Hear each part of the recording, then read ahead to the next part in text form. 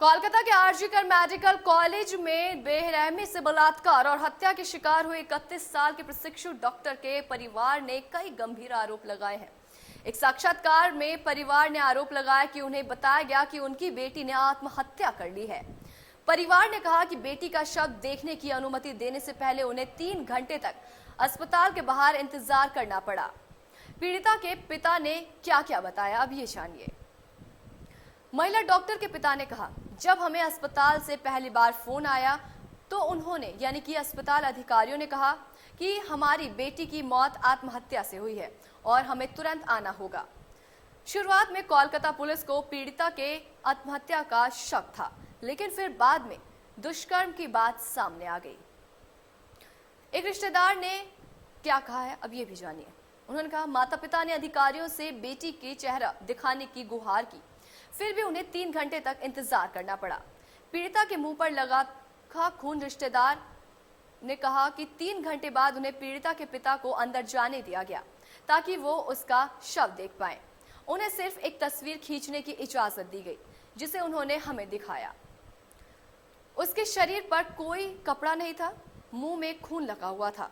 महिला डॉक्टर के दोनों पैर 90 डिग्री पर फैले हुए थे।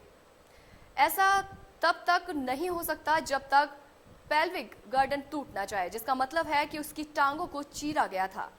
आपने 33% पढ़ लिया है। पोस्टमार्टम रिपोर्ट में क्या सामने आया है?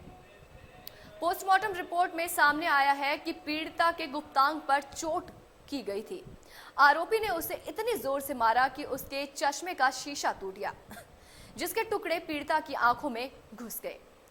एक रिपोर्ट में कहा गया है कि उसकी दोनों आंखों और मुंह से खून बह रहा था और चेहरे पर चोट के निशान थे। पीड़िता ने निजी अंगों से भी खून बह रहा था। पेट, बाएं पैर, गर्दन, दाएं हाथ और होठों पर भी चोट के निशान थे। टीएमसी सांसद ने अपनी ही सरकार पर उठाए सवाल।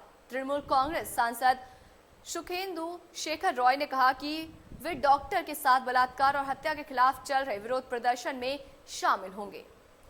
अब हम जानते हैं कि आखिर में मामला क्या था। 9 अगस्त को आरजीकर मेडिकल कॉलेज के सेमिनार हॉल में 32 वर्षीय एक महिला का शव मिला था, जिसकी पहचान ट्रेनी डॉक्टर के रूप में हुई थी। पोस्टमार्टम रिपोर्ट में पुष्टि हुई है कि डॉक्टर की हत्या से पहले बलात्कार किया गया था। उसकी आंख, मुंह, पैर, गर्दन, हाथ, कमर और निजी अंगों पर काफी चोट के निशान भी थे। ऐसी तमाम बड़ी खबरों के लिए देखते रहें न्यूज़ टुडे।